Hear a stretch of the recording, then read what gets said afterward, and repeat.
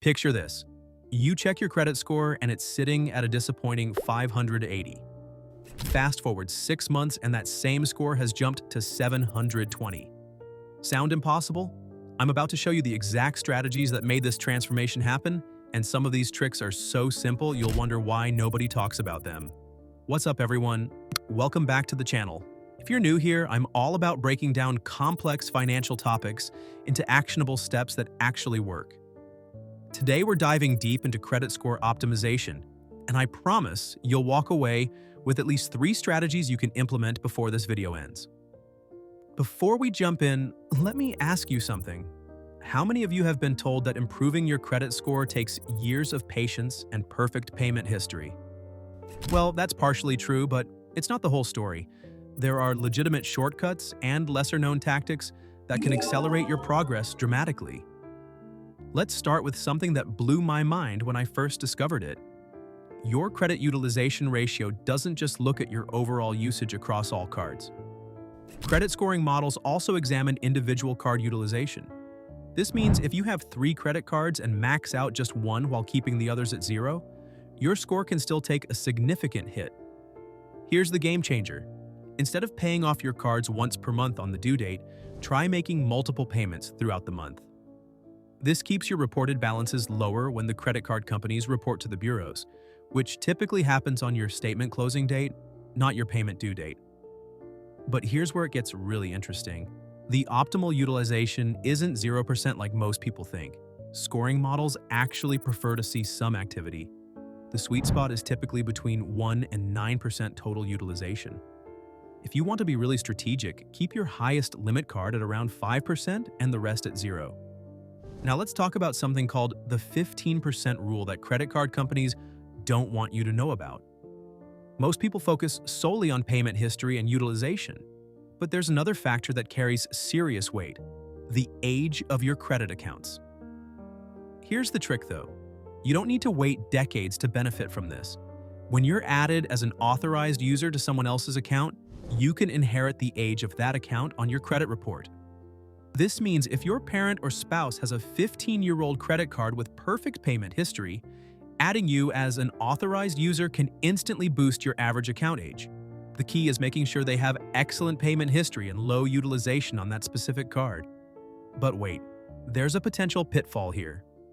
Some credit cards report authorized users to all 3 credit bureaus, while others only report to 1 or 2.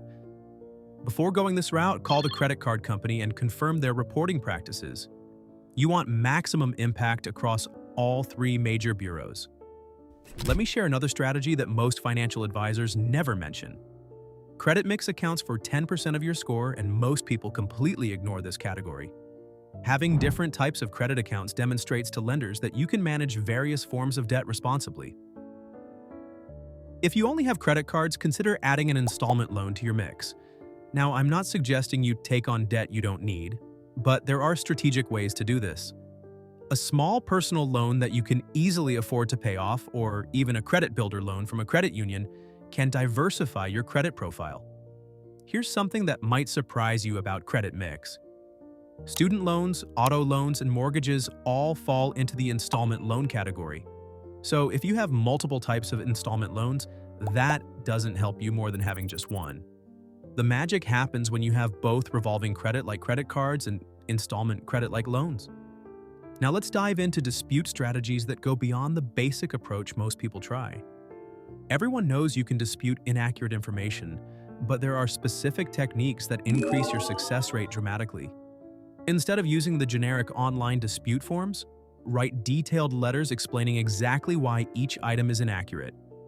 Include supporting documentation and reference specific consumer protection laws.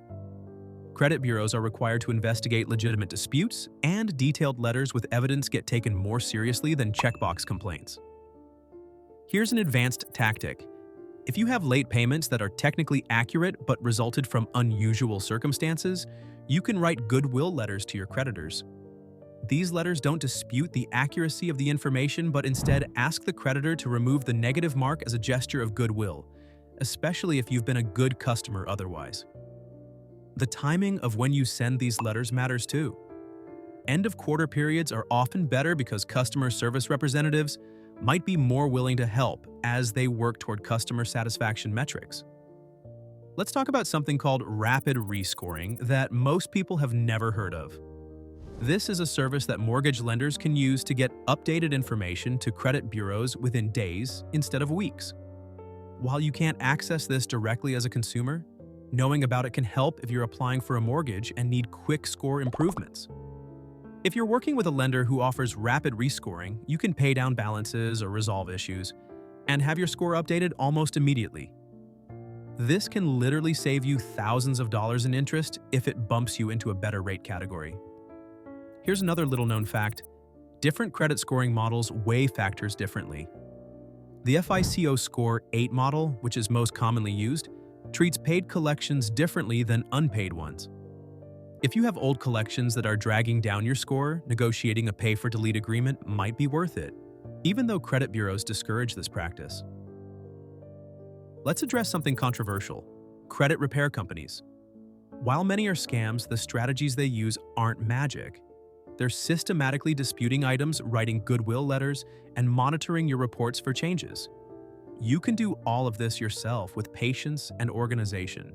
However, if you're dealing with identity theft or have an extremely complex credit situation with dozens of negative items, a legitimate credit repair company might be worth considering.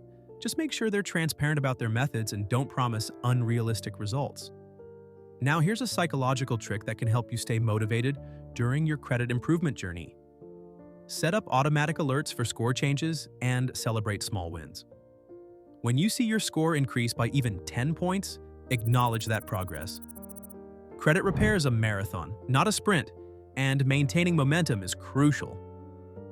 One final strategy that ties everything together: create a credit improvement timeline with specific milestones.